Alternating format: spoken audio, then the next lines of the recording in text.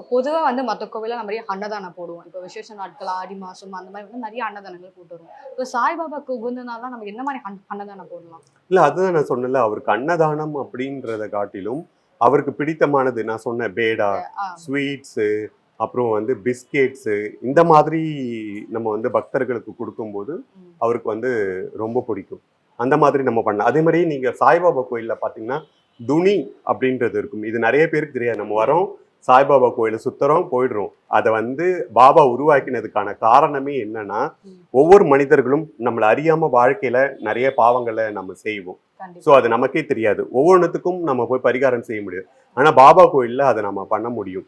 பாபா கோயில் வெளியில வந்து நெறைய வந்து இது வச்சிருப்பாங்க. மட்டை தேங்கா, ம். ஊதுவத்தி, அப்புறம் வந்து கட்டைகள் வச்சிருப்பாங்க. அத நம்ம எடுத்துட்டு போயி, அந்த துணியில வந்து சாய்பாபாவ வேண்டி நம்ம வைக்கும்போது, அந்த அக்னியில வைக்கும்போது, நம்மளுடைய பாவங்கள் குறையும்.